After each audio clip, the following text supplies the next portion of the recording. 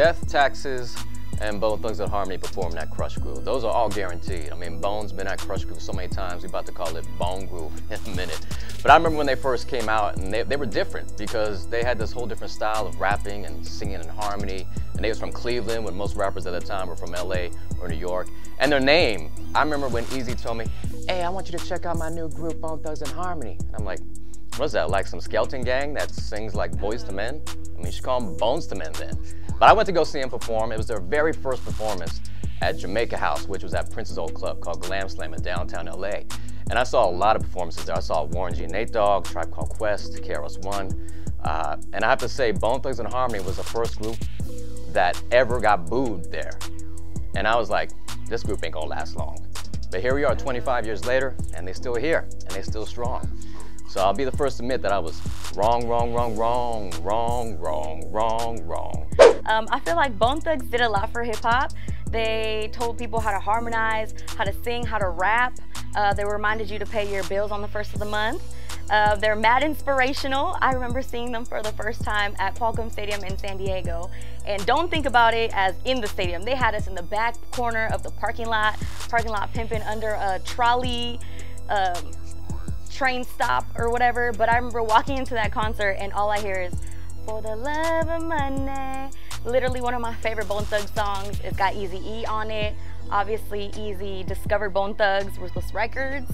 And I feel like that had a lot to do with what their sound was like and what that meant to hip hop. I think is amazing. They still kill it. They still kill their shows and they still out here repping. So shout out to Bone Thugs. And shout out to Crazy Bone for Chameleonaire Riding Dirty, because that song was a bop for the little 2000 kids. That was a bop. What up? We're talking about Bone Thugs and Harmony. Let's go back to 1993. Wishbone, Flesh and Bone, Lazy Bone, Crazy Bone, Busy Bone.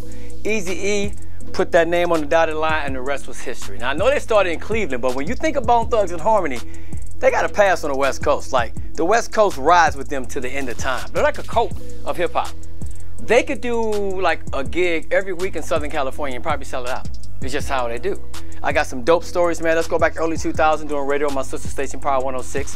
I find myself in Hawaii for the Up in Smoke tour. Bone Thugs and Harmony is there.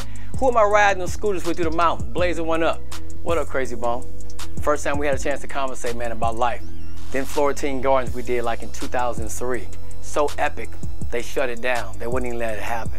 But one of my favorite stories, man, when they got paid for their first royalty check, they did not know Eazy-E was sick. Eazy-E, rest in peace, but thank you for giving us Bone Thugs and Harmony. Yo, Bone Thugs and Harmony, straight out of Cleveland.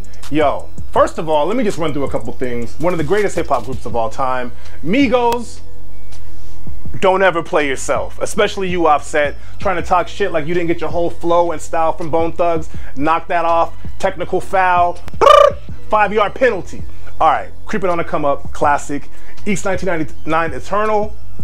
Bonafide classic, the silver CD with the skulls on it, you know what it is, man. Fun game you can play in the car with your friends. Play a Bone Thug song at full volume and then randomly hit mute and listen to everybody mumble the words because nobody really knows what the fuck we're saying when we sing along. Fourth thing I'd like to hit on, shout out to Corey, because he, in 6th grade, was the first time ever I used Yahoo before Google because he knew all the words. I was like, Corey, how you know all the words? He's like, Noah, I Yahoo'd that shit.